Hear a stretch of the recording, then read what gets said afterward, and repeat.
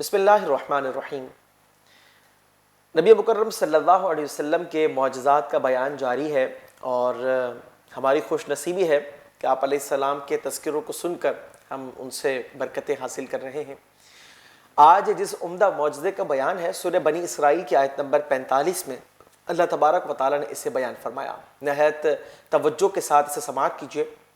ارشاد باری تعالیٰ ہے وَإِذَا قَرَأْتَ الْقُرْآنَ جَعَلْنَا بَيْنَكَ وَبَيْنَ الَّذِينَ لَا يُؤْمِنُونَ بِالْآخِرَةِ حِجَابًا مَسْتُورًا۔ فرمایا کہ اے محبوب صلی اللہ علیہ وسلم، جب تم نے قرآن پڑھا تو ہم نے تم پر اور ان میں جو آخرت پر یقین نہیں رکھتے ایک چھپا ہوا پردہ ڈال دیا۔ یہ پردہ کس وقت ڈالا گیا؟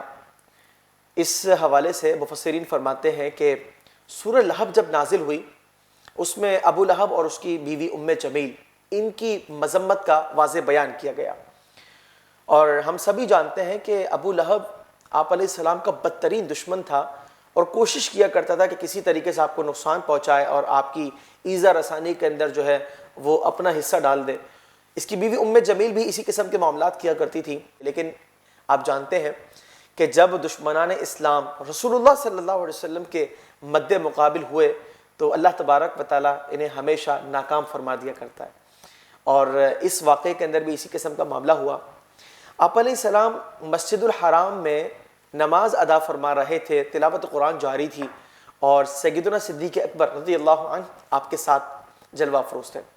ام جمیل جو ہے ایک بڑا سا پتھر لے کر آئی، اور ارادہ یہ تھا کہ نبی کریم صلی اللہ علیہ وسلم کو تکلیف پہنچائے۔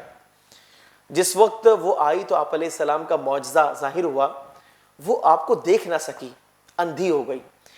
سیدنا صدیق اکبر رضی اللہ تعالی عنہ سے کہتی ہے کہ رسول کریم صلی اللہ علیہ وسلم نے اپنے اشعار کے اندر ہماری مذمت بیان کی ہے اور ہم آپ سے انتقام لیں گے، لیکن آپ علیہ السلام ساتھ موجود ہیں، وہ دیکھ نہیں پا رہی تھی۔ سیدنا صدیق اکبر رضی اللہ عنہ نے بڑا خوبصورت جواب ارشاد فرمایا کہ آپ علیہ السلام شاعر ہے ہی نہیں کہ تمہاری جو ہے اپنے اشعار کے اندر مذمت بیان کرے۔ بہرکیف وہ بڑبڑاتی رہی، ادھر ادھر تلاش کرتی رہی، اور اللہ تبارک و تعالیٰ نے اپنے محبوب علیہ السلام کو محفوظ فرمایا اور وہ ناکام ہو گئی۔ پلٹتے ہوئے کہنے لگی کہ میں اس پتھر کو لے کر آئی تھی اور اس سے آپ صلی اللہ علیہ وسلم کا سر مبارک جو ہے وہ زخمی کرنا تھا، لیکن اللہ تبارک و تعالیٰ نے آپ علیہ السلام کے معجزے کو ظاہر فرمایا اور وہ شکست خوردہ ہو کر کے پلٹنے لگی۔ رسول کریم صلی اللہ علیہ وسلم نے جب نماز سے فراغت پالی، حضرت صدیق اکبر سوال کرتے ہیں یا رسول اللہ صلی اللہ علیہ وسلم، یہ آپ کو دیکھ نہ سکی اور وہ مجھ سے اس طرح کی باتیں جو ہے وہ کرتی رہی۔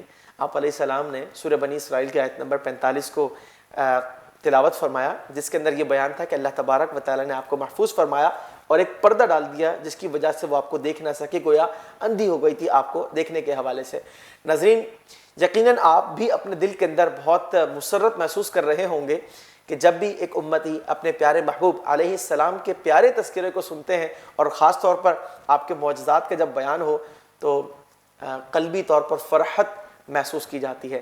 ناظرین، بہت اچھا ہو کہ ہم اپنے گھروں کے اندر جو ہے اس کا اہتمام کریں، باقاعدہ اپنے بچوں کے سامنے آپ علیہ السلام کے معجزات کو بیان کریں، تاکہ خواتین بھی، بچے بھی اور ہمارے عزیز و اقارب بھی جو ہے اس سے مستفیض ہو سکے۔ یقیناً یہ ایک بہترین سعادت اور رسول مکرم صلی اللہ علیہ وسلم سے اپنے عشق کے اندر اضافے کا مجرب عمل ہے۔ اللہ رب العزت ہمیں آپ علیہ السلام کی تعلیمات پر کما حقہ عمل پیرا ہونے کی توفیق عطا فرمائے۔